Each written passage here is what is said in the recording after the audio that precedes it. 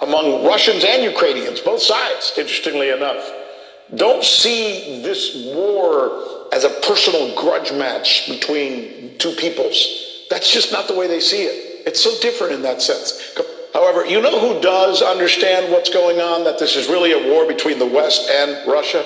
Ukrainian soldiers. You heard me right. Ukrainian soldiers who are now switching sides and have joined the Russian military.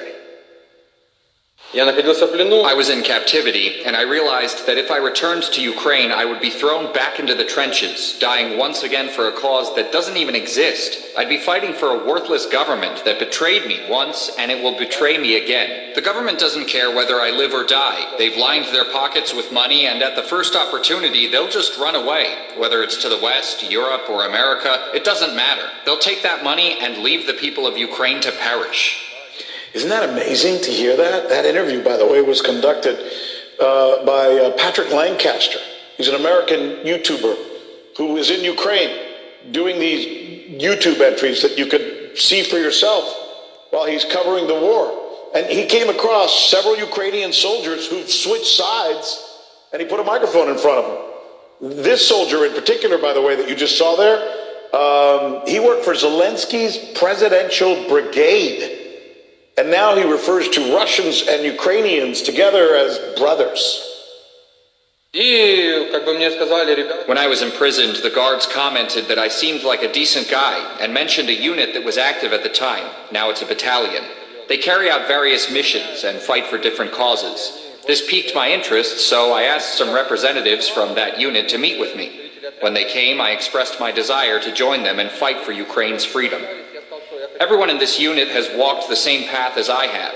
They've made the same choice. It's a voluntary decision to genuinely fight for your country and speak openly without fear. In Ukraine, for instance, I couldn't have done that because the SBU would have arrested me, and who knows what they would have done to me in their dungeons. Now I can speak freely. I'm telling the truth as it is. I can express myself without fearing for my life because I'm here. The people back home are still very much in the dark. Yes, our younger brother is struggling because Ukraine and Russia are like two brothers, one older and one younger. They may squabble over things, but at the end of the day, brothers should always support one another. That's why I believe Russia helps Ukraine, not like the narrative of genocide against the Ukrainian people suggests. Come on, that's utter nonsense. Have you seen how much aviation and weaponry Russia possesses? If Russia had intended to wipe Ukraine off the map, they would have done so long ago. But that hasn't happened.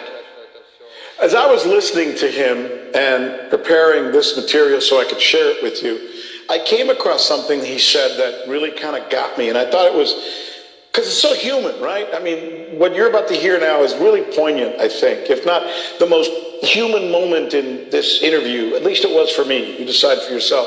It's when this soldier explains what happened at the moment that he was captured and what happened when he was first approached by Russian soldiers. Here it is.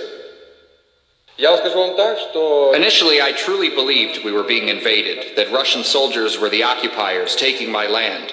However, I soon realized this perception was misguided. They were not monsters. When I was taken captive, I had already informed my superiors that we would surrender, while two of my comrades refused, and tragically, they were killed during the fighting. As I stepped out of the bunker to surrender, one Russian soldier approached me and said, "Please forgive us, but we've killed two of your men." In that moment, I thought, what's happening? Are these really the occupiers? The ruthless beasts coming to annihilate us? No, they're just people too. They understand that the soldiers of the Ukrainian armed forces have been thrust into this conflict against their will. Different story than the one we hear from President Trump, is it? They actually went and apologized for what they had done. And by the way, as you watch this, right, you think the Kremlin must have put that together. It's got to be a propaganda film or something. No!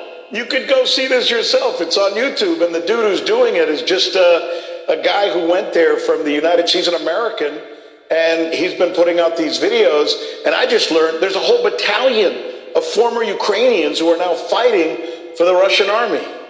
What does that tell you, right? What does that tell you? Soldiers like him and a lot of others among Russians and Ukrainians, both sides, interestingly enough, don't see this war as a personal grudge match between two